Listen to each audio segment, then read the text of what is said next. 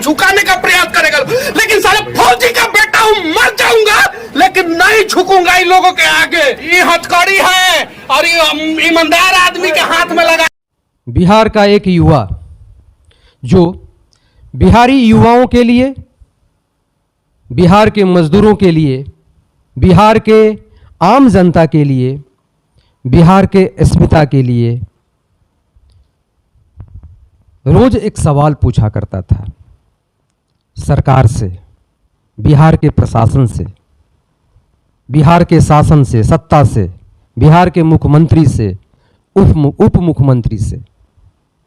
जब बिहार की वास्तविक तस्वीर को उसने देश के सामने रखा, बिहार की सच्चाई को, धरातल, जो वास्तविक धरातल पर जो बिहार की सच्चाई है उसको जब देश के सामने रखा, देश के आम जनता के सामने जब रखा, सोशल मीडिया के थ्रू, सोशल मीडिया के माध्यम से उसे मिला क्या?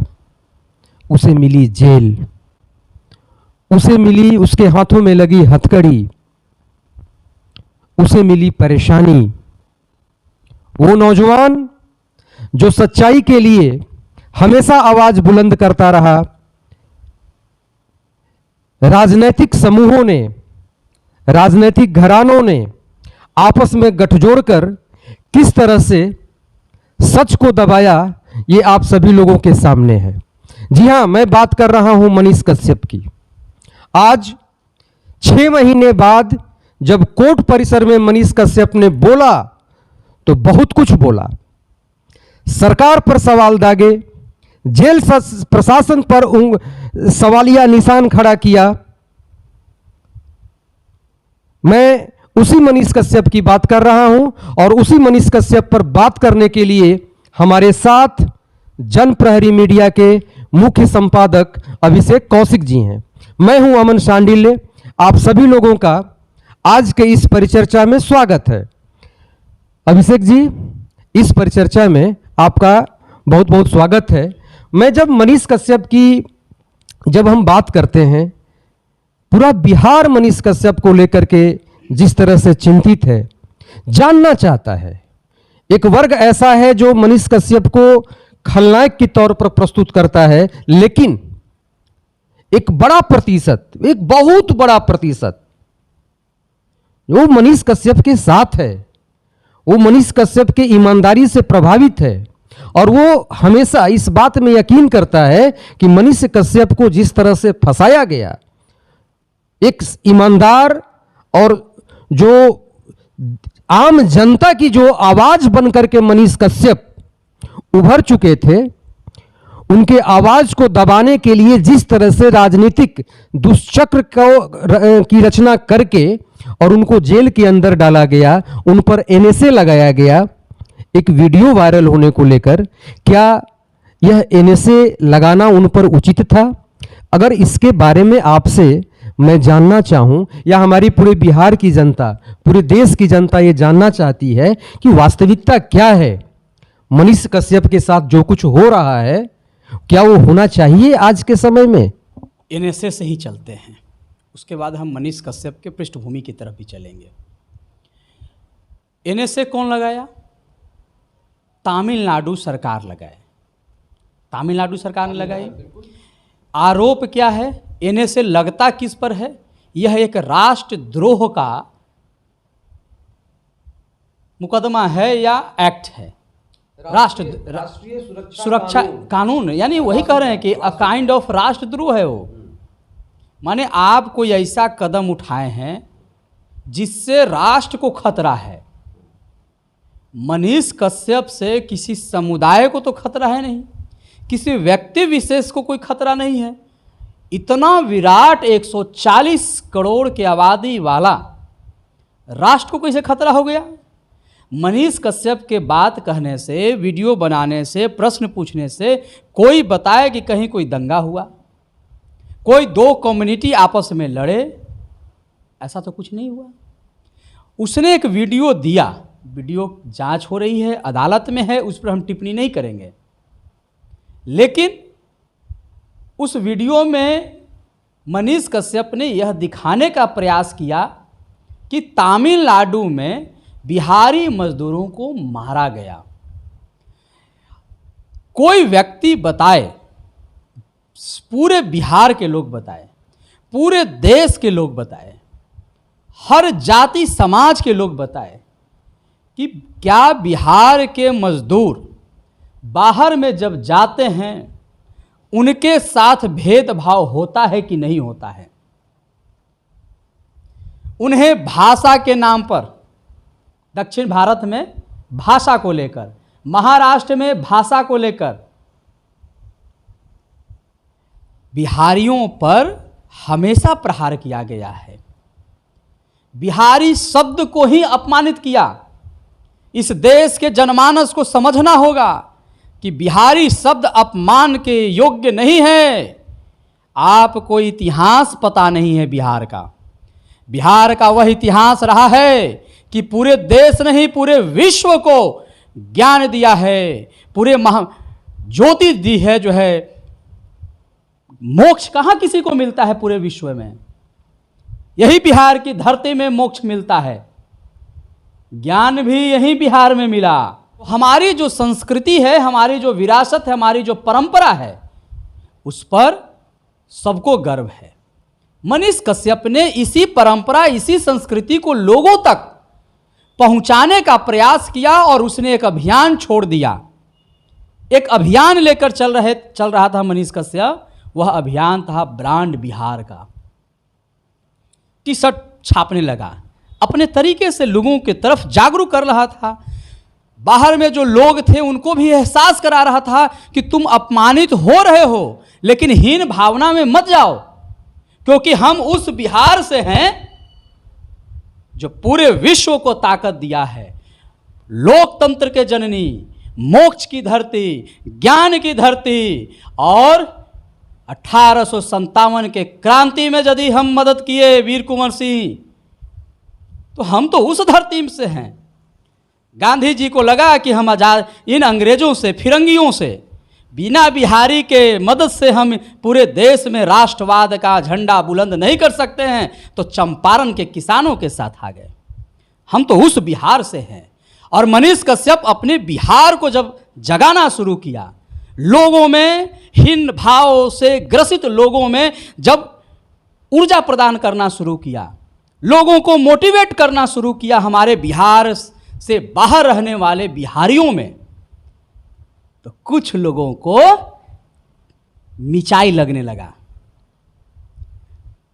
एक बात तो सच है कि हमारे यहां जिनकी सरकार है 32 साल से, वह तथाकथित लोग अपने आप को दलितों, वंचितों, शोषितों के हितकर, उनके रक्षक, उनके नेता स्वयं को स्थापित कर बैठा है।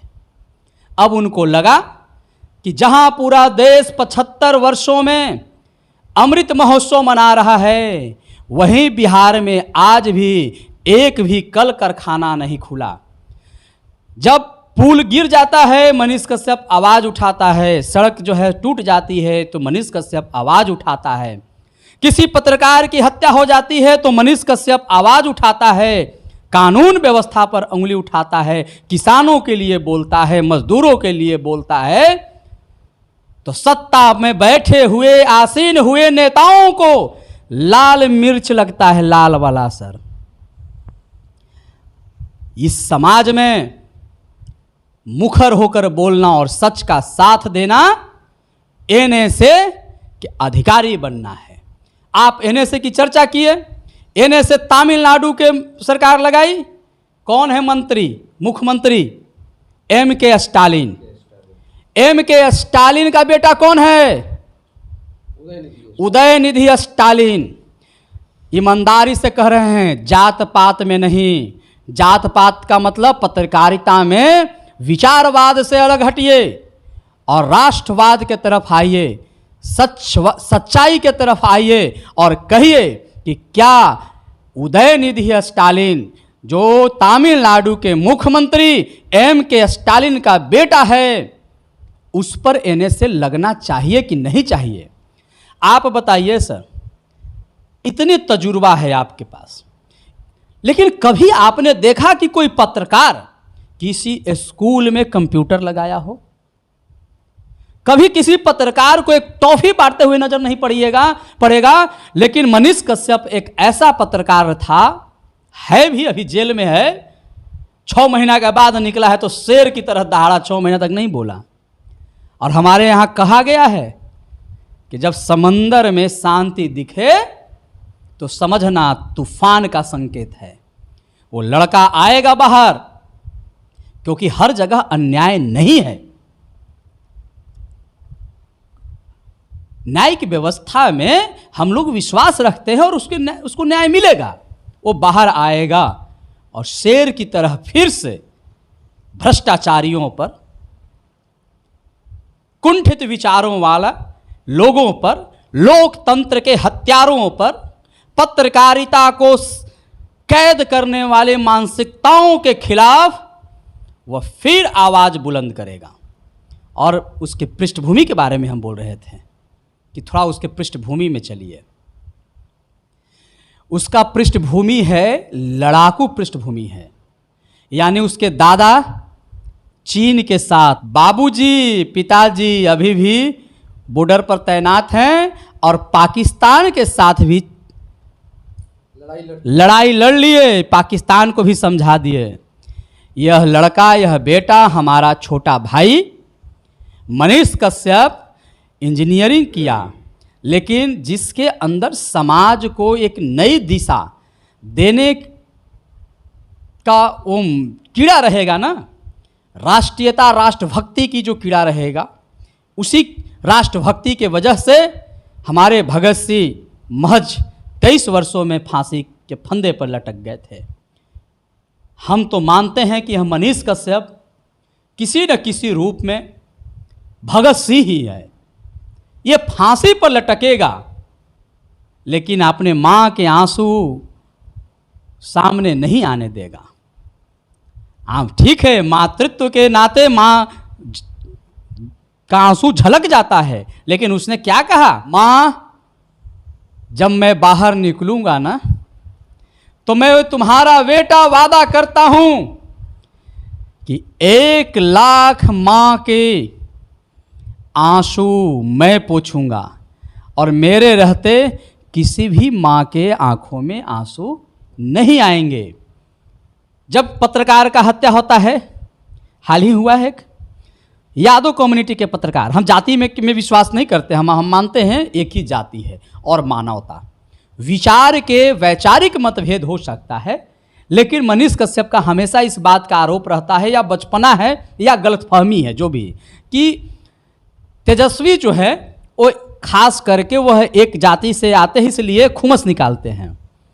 हम इस बात से इत्तेफाक नहीं रखते हैं, हमारी सोच अलग है।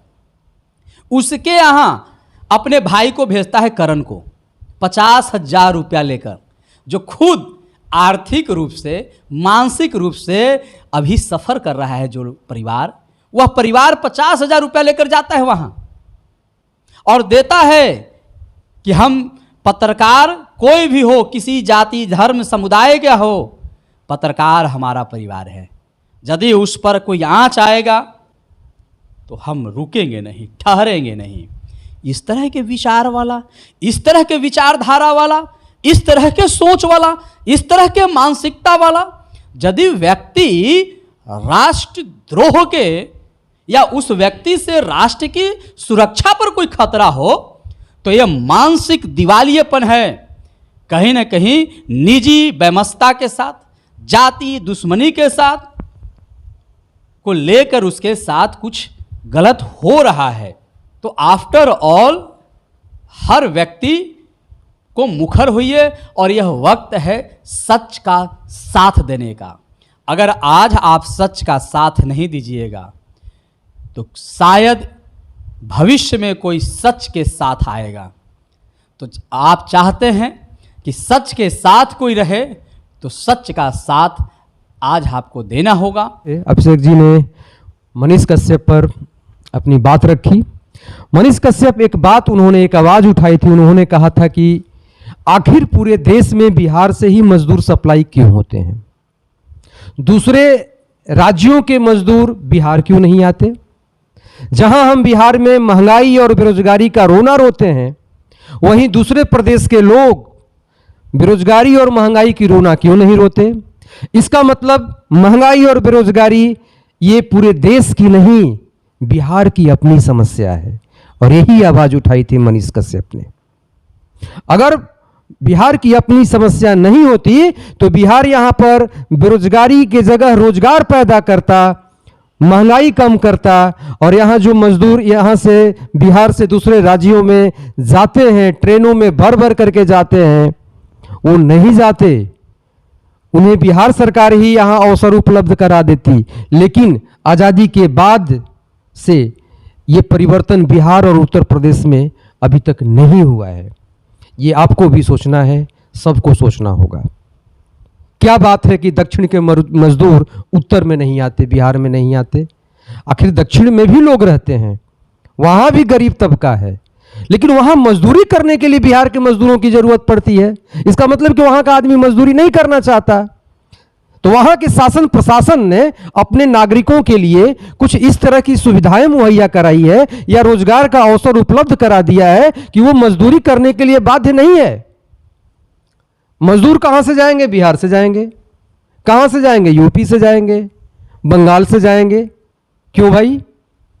ये सवालिया निशान तो हमारे उत्तर भारत के राज्यों पर ये सवालिया निशान खड़ा होता है, प्रश्न तो खड़ा होता है और सरकार को जवाब भी देना होगा। हम मनीष कश्यप के इस विचारधारा के साथ हैं और जब तक मनीष कश्यप जैसे पत्रकार सच्चाई और ईमानदारी के लिए अपनी आवाज बुलंद करते रहेंगे, हम सभी साथी लोग हम उसके साथ होंगे। जय हिंद, वंदे मातरम।